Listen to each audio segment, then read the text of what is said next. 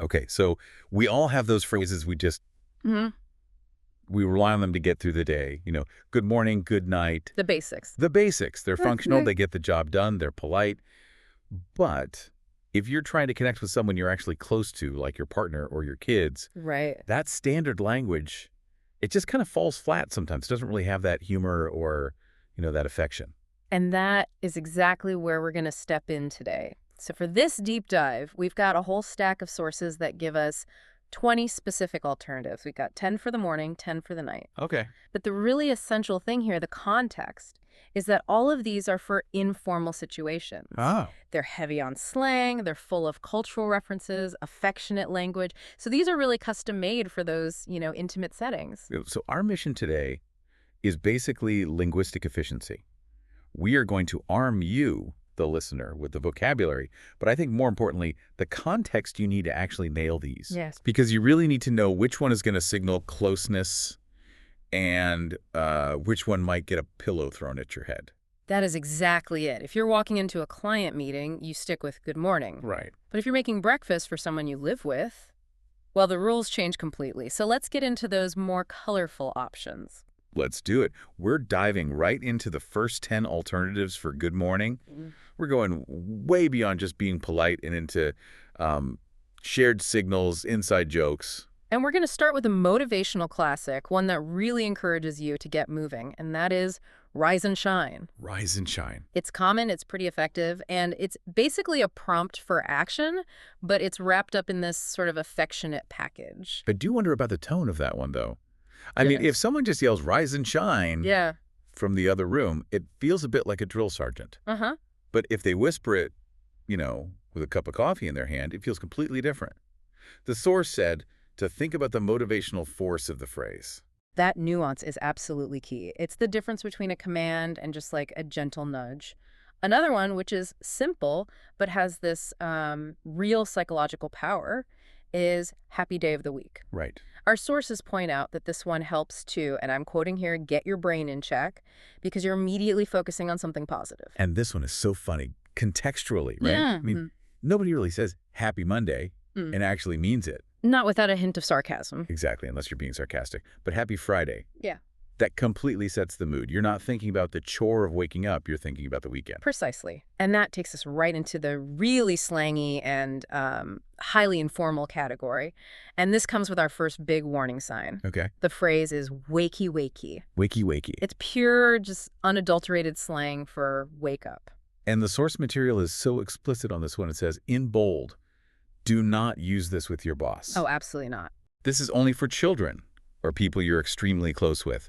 I mean, you would sound so patronizing if you use this in a professional setting. It just strips away all formality. And because it's so informal, it often gets a little tag-along word like wakey, wakey, sleepyhead. Sleepyhead. Yeah, and the word sleepyhead itself is just, it's adorable. It's for someone who just woke up and is still visibly, very, very tired. It's affectionate, a bit of gentle teasing. But is there a risk there? I mean, if you say that to your adult partner who is really struggling to get up, are you maybe minimizing how tired they are? That definitely depends on the relationship dynamic. If you already have that kind of playful banter, it works perfectly. Sure. But if you know they are not a morning person, you might want something a little quieter. A little less provocative. Exactly. But building on that playful theme, we have this almost cartoon-worthy line, wakey, wakey, eggs and bakey. Ah, that's a great combination. You've got the silly wake-up call, but you're pairing it with the promise of food. Which is often the only thing that works. The only thing. And we should clarify for everyone, eggs and bakey is very specific slang for eggs and bacon. Yeah. It's tied to that idea of a big, comforting English breakfast. The source admitted this was the ultimate motivator for them. I believe it. Okay, so moving away from food for a second and more into fiction, we have the very dramatic, slightly funny reference. It's Sleeping Beauty. That's a direct callback to the fairy tale princess, right? Slept for 100 years.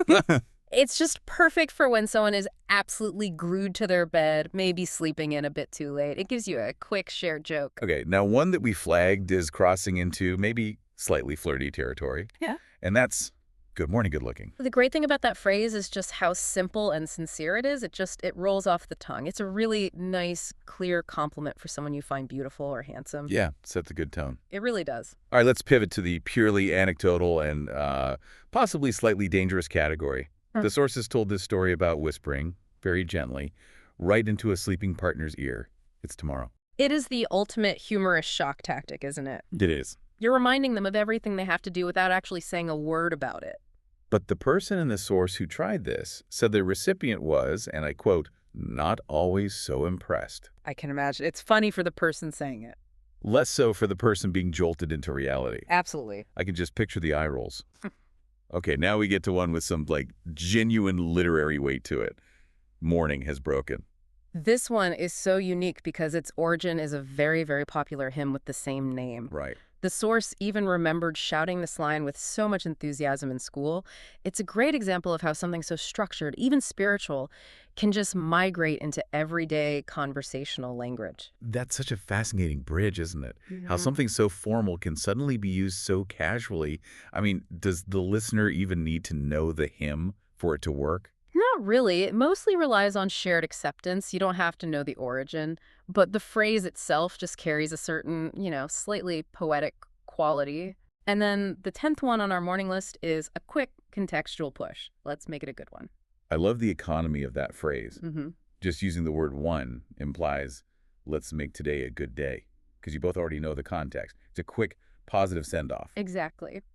But before we move on to the evening, we have to talk about a major cultural warning flag that the sources brought up.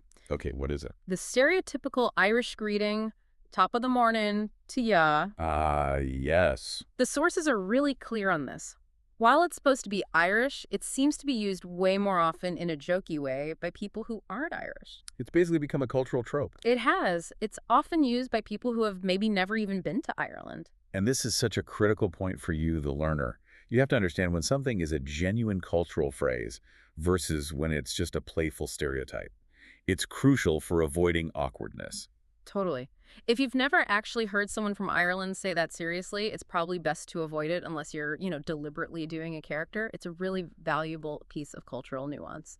That sensitivity is just so vital. Yeah. Okay, so we've successfully navigated waking people up. Let's look at the other end of the day. How do we say good night and signal that same comfort and connection? Right. So we're shifting focus now to language that's all about warmth and rest and safety.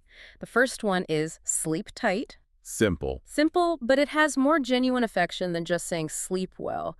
It really brings up that image of being all snuggled up, completely secure in the duvet. I like that it's physically descriptive. Yeah. It implies comfort. And then there's the classic affectionate shortening, night-night, which, of course, often gets clipped down even more to just night-night. Yes. It just sounds inherently softer, doesn't it? It automatically signals that comfort and affection, which is why it's so great for kids. Definitely. And of course, our old friend comes back here too, which is a great transition into bedtime. Night-night, sleepyhead. It works perfectly for that person who is just dragging themselves to bed. And then, of course, the absolute king of all bedtime rhymes. Night-night, sleep tight, don't let the bed bugs bite. The source had such a funny memory about this one. As a child, they picture these cute little cartoon bed bugs. Oh, no. And then came the horror of growing up and realizing bed bugs were not cute at all. Yeah. But that phrase survives because of that deep generational connection. It is a pure cultural touchstone. A simpler, universally nice alternative is just wishing someone sweet dreams. Yeah. It's straightforward, it's lovely, it's non-committal. Can't go wrong. And then we get another rhyme that just perfectly captures that feeling of being completely warmly cozy, sleep as snug as a bug in a rug. It just paints such a vivid picture. It really does.